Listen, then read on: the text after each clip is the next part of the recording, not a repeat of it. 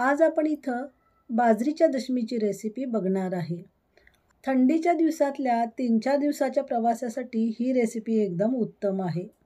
यापूर्वी तुम्ही गव्हाच्या पिठाची गोड दशमी खाल्लेली असेल, पण बाजरीच्या पिठाची गुळातली दशमीसुद्धा चवीला खूप मस्त लागते. जरी ही दशमी बाजरीची असली तरीसुद्धा स्क्रीनवर तुम्ही बघू शकता किती मऊ तयार झालेली आहे.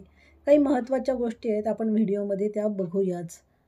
ही दशमी फक्त तुपाबरोबर तर छान लागतेच, पण सोबत याच्या जर शेंगदाण्याची चटणी, मोकळा झुणका किंवा एखादं लोणचं असेल ना, मग तर बहारच येते.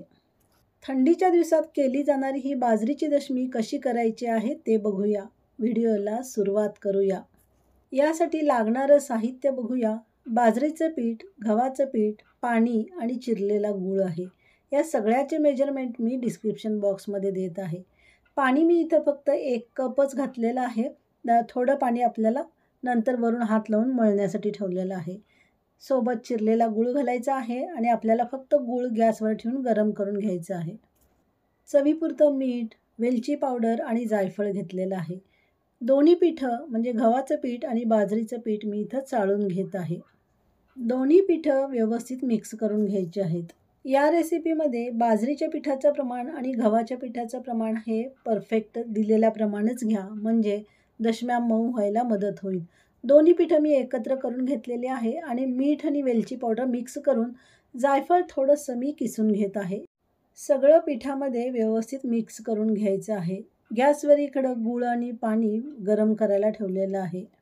याच पाण्यामध्ये पाव टीस्पून हळद घातलेली आहे. हळदीमुळे दशमीला रंग छान येतो. गूळ फक्त आपल्याला विरघळून घ्यायचं आहे, पाणी अजिबात आटवायचं नाही. गूळ विरघळल्यानंतर पूर्ण पाणी मी गाळून घेतलेलं आहे आणि पाणी आपल्याला कोमट असायला हवे. मी परत एकदा सांगते, पाणी आपल्याला अगदी कोमट असायला हवे. पूर्ण गार नको आणि जास्त गरम नको.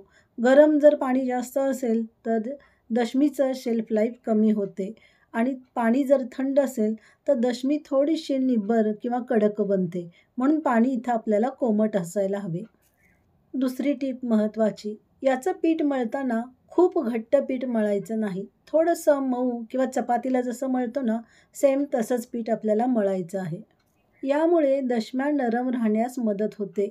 जे प्रिन्सिपल आपण चपातीच्या व्हिडिओमध्ये चपाती मळताना पीठ जे सांगितलेलं होतं ना, तेच प्रिन्सिपल आपण इथं हे पीठ मळताना वापरलेलं आहे. 10 मिनिटांनी बघूया. 10 मिनिटांनी परत एकदा पीठ मी व्यवस्थित मळून घेतलेलं आहे आणि अगदी छोटे छोटे गोळे आपल्याला यामध्ये घ्यायचे आहेत.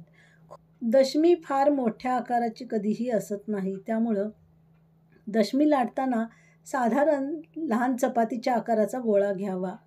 हा गोळा पिठात डीप केला ना तर पीठ जास्त चिकटते, त्यामुळे कमीत कमी पिठावर आपण दशमी लाटणार आहे. म्हणून पोळपाटावर असं हातांनी पीठ स्प्रेड करायचं आहे आणि मग आपल्याला दशमी लाटायची आहे. अजून एक महत्त्वाची टीप, दशमी लाटताना जर कोरडे पीठ जास्त लावले ना तर दशमी चवीला तेवढी म्हणावी तेवढी खास लागत नाही. म्हणून कमीत कमी पिठावर जेवढी दशमी लाटता येईल ना तेवढी लाटायची आहे. व्हिडिओमध्ये जरा बरं दिसावं म्हणून दशमी मी डब्याच्या झाकणाने कोरून घेतलेली आहे. अदरवाईज घरी करायचं असेल तर हे करायची गरज नाही. दशमी जेव्हा मी लाटायला घेतली ना तेव्हाच मी नॉनस्टिक तवा गॅसवर गरम करायला ठेवला होता स्लो फ्लेमवर. आता तवा गरम झालेला आहे. तेल टाकून मी त्यावर दशमी भाजून घेणार आहे. अजून एक महत्त्वाची टीप, जेव्हा दशमी भाजायची ना तेव्हा नॉनस्टिक तव्यावरच भाजायची. त्याची चव जास्त छान लागते. जेव्हा दशम्या मी लाटायला घेतल्या होत्या ना तेव्हाच मी तवा गरम करायला ठेवलेला होता स्लो फ्लेमवर.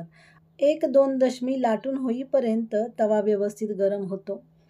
दशमी फार उलटपलट करू नये. बाजरीच्या असल्यामुळं मोडण्याची शक्यता असते, म्हणून शक्यतो लहान आकारातच लाटाव्यात. तेल किंवा तूप लावून आपण दशमी भाजू शकतो. इथं मी तेलाचाच वापर केलेला आहे.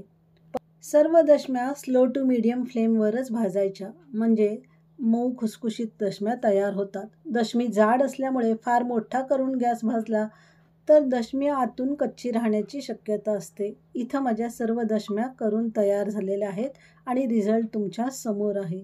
अतिशय सुंदर चवीला तयार होतात. नक्की करून पहा.